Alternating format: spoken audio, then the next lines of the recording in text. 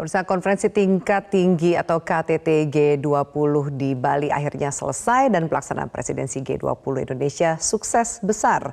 KTT G20 memberikan kesan manis bagi para kepala negara yang hadir, termasuk Presiden Amerika Serikat Joe Biden. Biden bahkan ingin tinggal lebih lama lagi di Bali karena merasa sangat nyaman. Benarkah Bali yang nyaman membuat para kepala negara G20 menjadi kerasan? Untuk membahasnya sudah ada Menteri Pariwisata dan Ekonomi Kreatif Sandiaga Uno. Mas Sandi, selamat malam. Selamat malam Mbak Afi, terima kasih Metro sudah mengundang saya malam ini untuk ngobrol-ngobrol G20. Iya, selamat dan sukses atas terlaksananya G20 di Bali, Mas Sandi. Yang banyak sempat dibicarakan salah satunya adalah saat Presiden Amerika Serikat Joe Biden menyampaikan atau bisik-bisik kepada Anda bahwa dia mengatakan dia kerasan di Bali, bahkan tidak ingin kembali ke Amerika Serikat. Apakah betul itu pernyataan lengkap dari Joe Biden atau ada lainnya lagi? Jadi saya mendapat tugas dari negara dan kehormatan dari Bapak Presiden untuk menyambut Presiden Amerika Serikat Bapak Joe Biden saat mendarat. Nah, dari mendarat sendiri itu pukul 21.45 beliau setelah turun dari Air Force One sembari berjalan kaki dia memberikan 3 kata amazing, wonderful, dan splendid saat dia menginjakan kaki di Bali dan melihat tarian Bali. Jadi beliau menyampaikan sangat kagum terhadap penyambutan dan dia menyampaikan ucapan terima kasih. Thank you to all the dancers. Nah, yang menarik, saya menyampaikan bahwa pariwisata kita mulai bangkit dan turis dari Amerika atau wisatawan dari Amerika ini adalah salah satu yang masuk di 5 besar. Dan kita sangat menunggu kunjungan wisatawan dari Amerika Serikat dan produk-produk ekonomi kreatif kita yang bisa dikembangkan untuk pasar di Amerika Serikat. Saat dia kembali, saya ditugaskan untuk melepasnya. Beliau menyampaikan bahwa dia betul-betul merasa nyaman. Dia tinggal di dekat pantai, dia berjalan di pantai dan sangat menikmati. Dia ingin tinggal lebih lama lagi.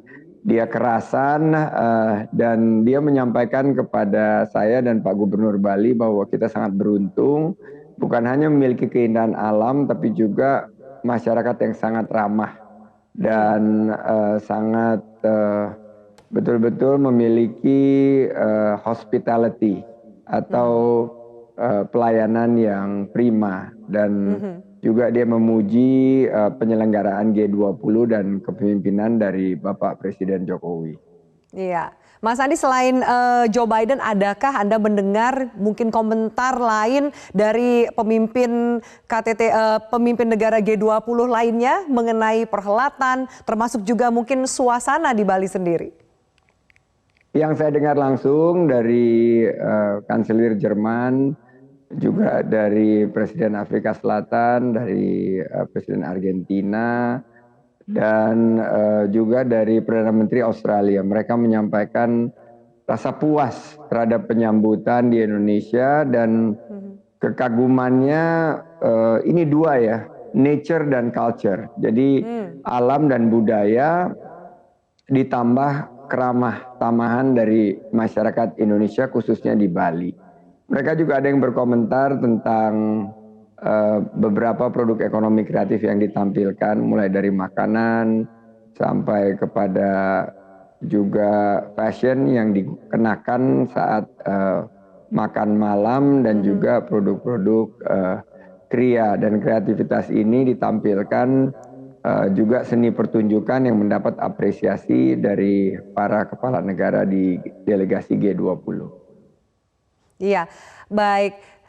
Kesuksesan dari penyelenggaraan KTT G20 di Bali juga tidak lepas dari dukungan dan juga doa dari masyarakat luas, termasuk juga masyarakat Bali. Ini juga Anda tekankan saat Anda mengapresiasi dan memberikan pujian ini bukan hanya untuk pemerintah Indonesia, tapi juga untuk masyarakat Bali dan masyarakat Indonesia lebih luas. Apa yang mau Anda sampaikan kepada masyarakat atas suksesnya KTT G20 kemarin, Mas Andi? Ya, tentunya rasa terima kasih dan permohonan maaf karena tentunya selama kita menyiapkan G20 ini kita memusatkan seluruh energi dan upaya agar sukses jalannya G20 dan mungkin ada sedikit gangguan kenyamanan dari masyarakat terutama pariwisata yang mestinya landing agak berubah jamnya, mungkin jalannya karena mengalami sedikit pengalihan lalu lintas dan juga penutupan beberapa area. Namun atas bantuan dan doa dari seluruh masyarakat, kerjasama yang kompak, UMKM juga terlibat, produk-produk ekonomi kreatif mereka juga terangkat. Dan yang menarik bukan hanya okupansi hotel bintang 5 di Nusa Dua, tapi juga banyak hotel-hotel dan tempat istirahat non bintang yang juga merasakan limpahan dari G20. Kami mencatat bahwa lebih dari 33.000 lapangan kerja langsung bisa tercipta dan hasil perhitungan awal bahwa ada tambahan 1,7 triliun rupiah untuk konsumsi dan total 7,5 triliun dampak ekonomi secara langsung dan tidak langsung. Ini juga bisa menjadi salah satu pemicu untuk penciptaan 1,1 juta lapangan kerja baru dan berkualitas di tahun ini di sektor parekraf. Jadi kami mengucapkan betul-betul terima kasih atas nama pemerintah dalam penyelenggaraan G20. Mari kita gunakan momentum ini untuk terus mengawal pertumbuhan kita dan peningkatan kesejahteraan masyarakat khususnya di sektor parekraf yang banyak sekali terdampak saat pandemi yang lalu. Sekarang mereka mulai meningkat taraf hidupnya dan ini tentunya kita syukuri dan perlu kita kawal agar momentum ini lebih cepat lagi untuk bangkit.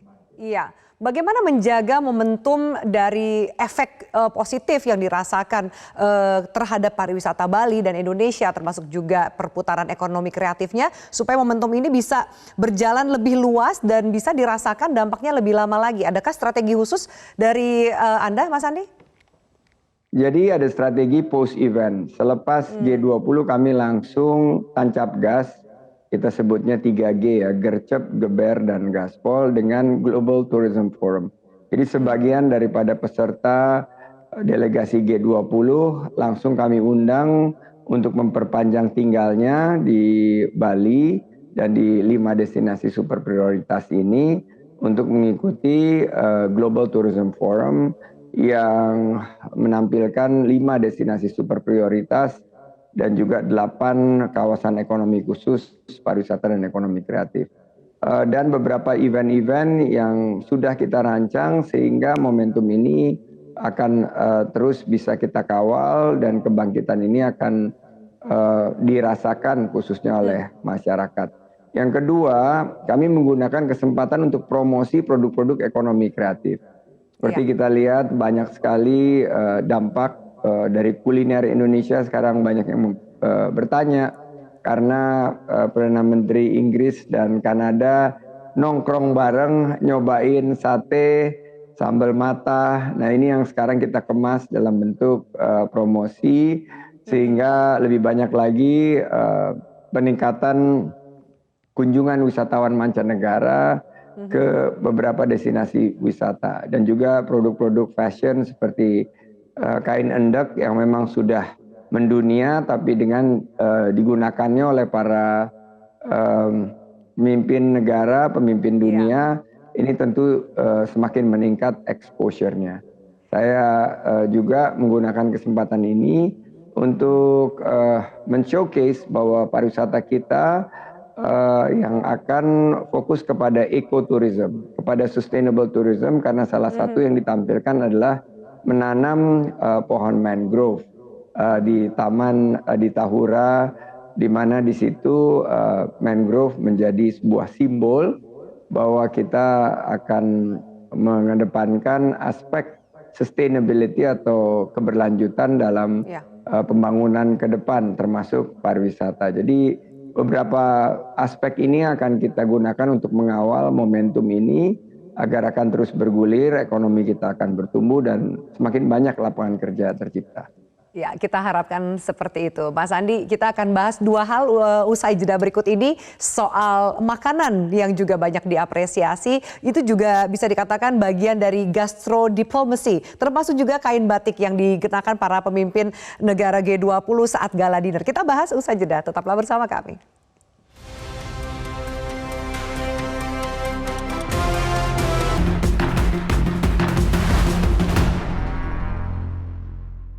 Didukung oleh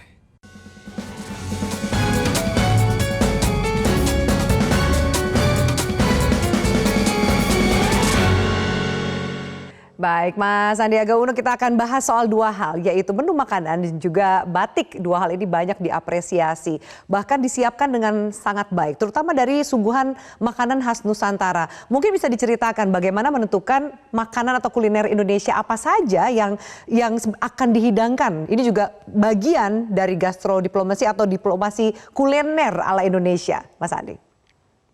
Ya kan, settingnya tuh objek wisata unggulan kita, wisata alam, pantai berpasir putih bersih, ada Garuda Wisnu Kencana tempat makan malamnya, terus besoknya di Tahura Ngurah Rai untuk komitmen terhadap keberlanjutan lingkungan. Nah, tapi yang menarik ini adalah mengenai kuliner Indonesia. Sempat kuliner Indonesia ini menjadi trending topik karena Justin Trudeau, Perdana Menteri Kanada, dan Perdana Menteri Inggris Rishi Sunak nongkrong bareng di Art Cafe Bumbu Bali dengan sate dan sambal matah. Nah, kami dalam penyiapan kuliner ini makanan ini betul-betul dipandu kerjasama lintas kementerian dan lembaga, ada Kementerian Sekretariat Negara, Kementerian Luar Negeri, seluruh kementerian terlibat. Di sini juga di bawah langsung arahan Bapak Presiden, Bapak William Wongso sebagai culinary advisor, Ade Putri Paramadita sebagai culinary storyteller, ada juga para chef dan mahasiswa perhotelan, dan juga kita libatkan beragam makanan dari berbagai daerah, ada dari Bali, dari Jawa, Sulawesi Utara, Lampung, Sumatera Barat, Sumatera Utara hingga Aceh. Nah, makanan pembukanya nih, appetizer-nya ini adalah sajian aneka ratna mutu manikam. Ini diversity in one atau bineka tunggal ika. Ada mangga, rumput laut, salad, dan juga bumbu rujak Bali, jadi lapar nih.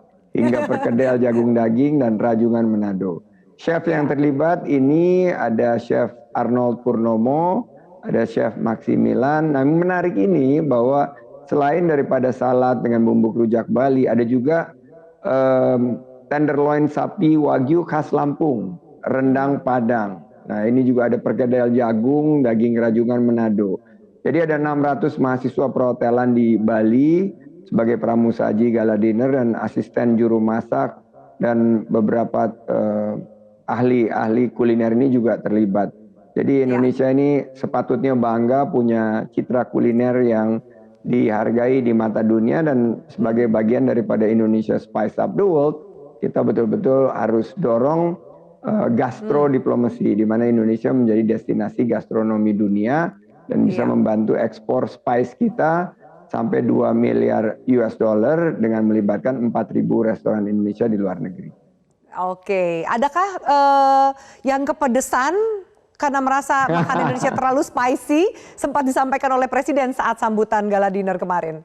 Ya, saat Presiden memberi sambutan, dan ini juga keahlian Bapak Presiden untuk mencairkan suasana adalah memastikan para pemimpin dunia ini menikmati kulinernya tanpa harus khawatir kepedesan. Karena makanan Indonesia kan spicy, terkenal karena Indonesia terkenal juga memiliki sejarah sebagai jalur rempah. Nah, kita sudah desain makanan itu tidak terlalu pedas, dan juga ada tipe vegetarian yang tidak memakan daging dan yang non vegetarian. Jadi seperti rendangnya ini masih terasa rendang khas Sumatera Barat, namun eh, tingkat kepedasannya itu nggak sama seperti di Indonesia restoran ya? Minang di Bukit Tinggi Oke. misalnya. Jadi delegasi asing masih bisa menikmati kuliner yang spicy tapi tidak terlalu spicy. Dan ini juga Oke.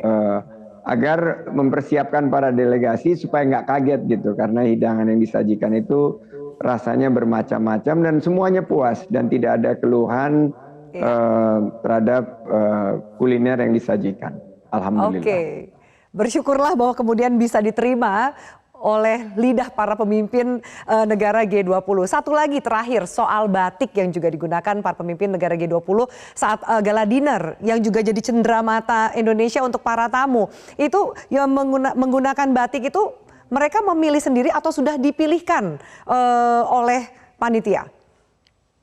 Ya, panitia telah menyiapkan dan mereka memilih dari beberapa warna. Tentunya yang paling dominan adalah warna merah yang dipakai. Presidensi memilih warna biru yang agak kegelapan.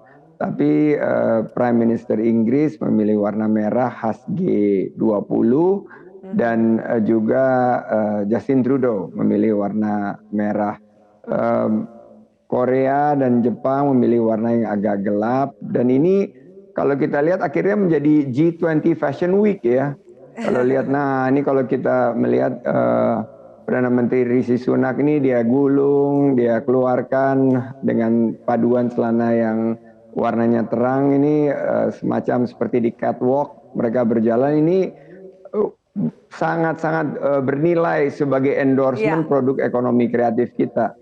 Dan ini mestinya kita patut bangga bahwa kain endek boleh dibilang batik khas Bali ini sekarang bukan hanya sudah mendunia tapi sudah menjadi pilihan dari para pemimpin dunia dalam kostum mereka menghadiri gala dinner. Jadi ini kayak red carpet moment mereka dan saya lagi menghitung nih berapa nilai endorsement dari pemimpin dunia yang sangat luar biasa, dan kami sangat bersyukur para UMKM semakin yakin inilah kebangkitan kita, dan target kita Mbak Afi tahun 2024 4,4 juta lapangan kerja baru di sektor parekraf bisa kita ciptakan dengan momentum G20 ini yang akan terus kita kawal dan kita tingkatkan. Iya, baik, kita harapkan target itu bisa tercapai sesegera mungkin. Terima kasih untuk diskusi yang menarik Menteri Pariwisata dan Ekonomi Kreatif Republik Indonesia Sandiaga Uno di Prime Time News.